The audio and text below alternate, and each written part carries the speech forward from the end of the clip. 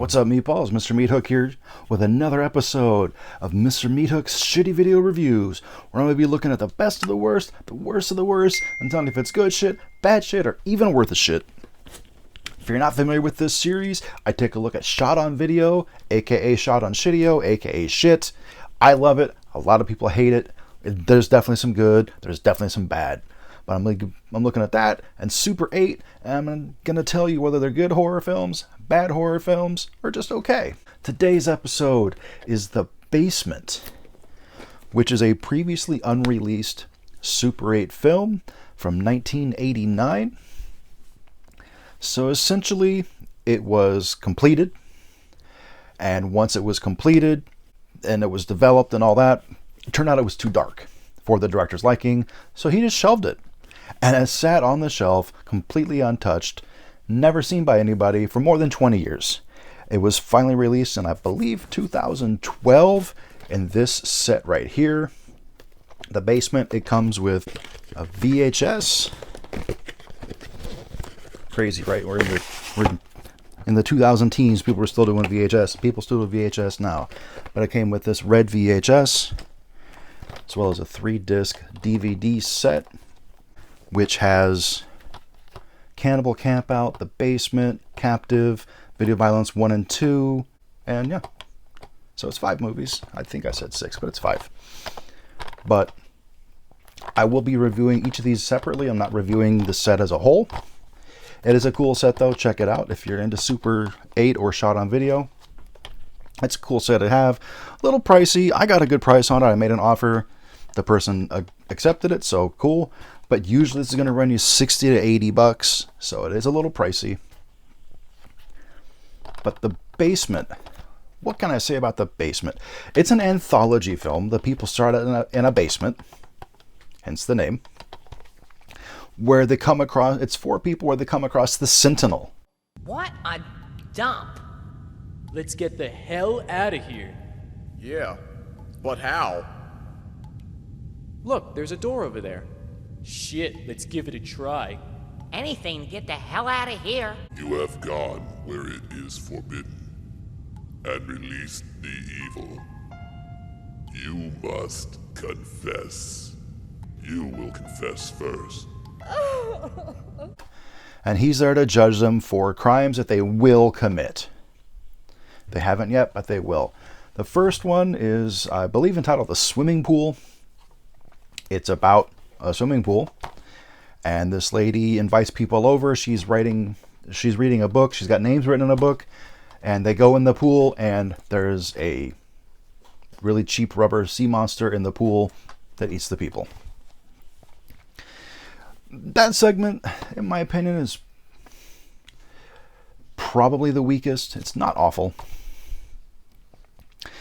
I might want to add that as a whole, generally throughout the entire movie, the acting is abysmal, and it's made even worse by the fact that they didn't use the original audio.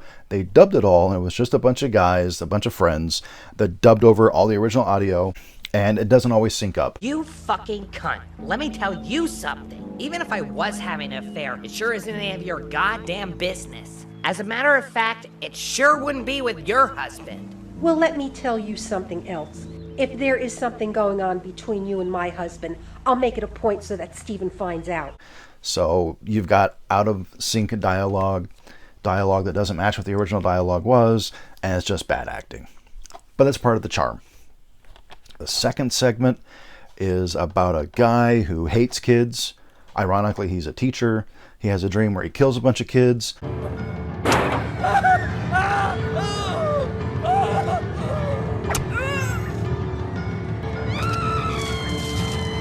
But the real thing is, like, he hates small children that come to his house on Halloween, which the day is.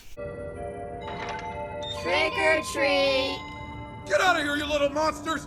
Get off my porch! I don't ever want to see you around here again! Get! Trick or treat!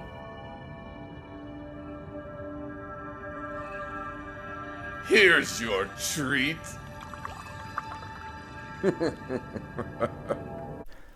He ends up getting a bunch of like dead bodies showing up to his house. and he keeps getting like being imagined that he's being killed. You must change or you will suffer my fate.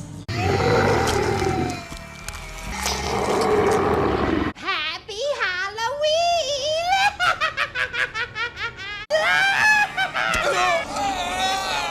So he's decided that it's time to turn a new leaf and accept Halloween. But is it too late? I don't know. We'll have to watch and find out. The next one, I think it's called Zombie Movie. Oh, the second segment was called Trick or Treat, if I didn't say that. The second one, or the third one is, I believe, called Zombie Movie. It's about this really sleazy guy that's making a zombie movie. So you girls want to be in my movie? You bet we do.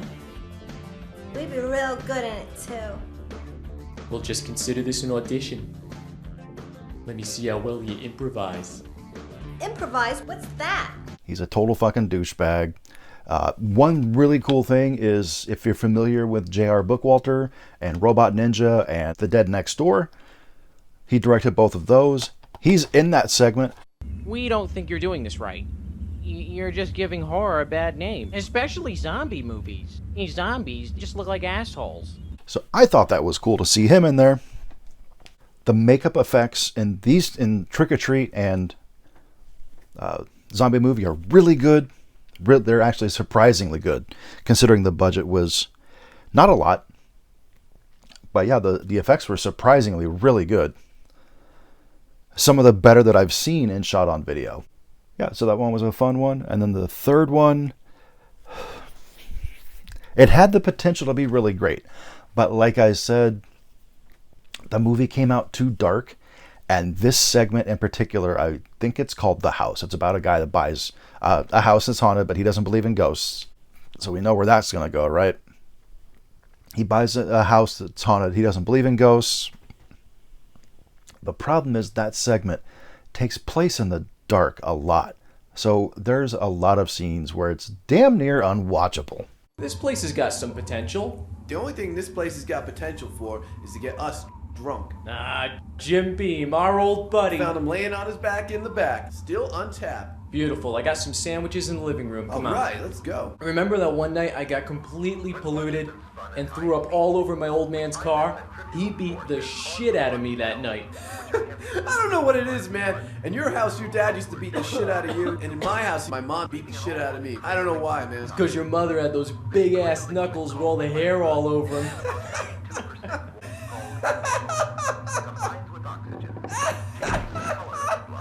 Which is really unfortunate because I liked the story, I just couldn't see it. But all said and done, I really dig The Basement. There's a couple on here that I've seen before that I absolutely love, one that I wasn't crazy about, and then there's one on here that I've never seen. But to rate The Basement itself, out of the 1 to 5 Dookie scale, with 0 being the absolute lowest, and 5 being at the absolute cream of the crap, I am going to give The Basement, and I'm only giving it this because of the weaker first segment, and the fact that the last segment is just too damn dark. I'm going to give it 3.5 Dookies. I wish I could give it more, but those couple problems really held it back. But guys, I do thank you so much for watching. My next review will be for Captives from 1987. So until then, I want you to be cool, be spoopy, and support independent horror. Deuces.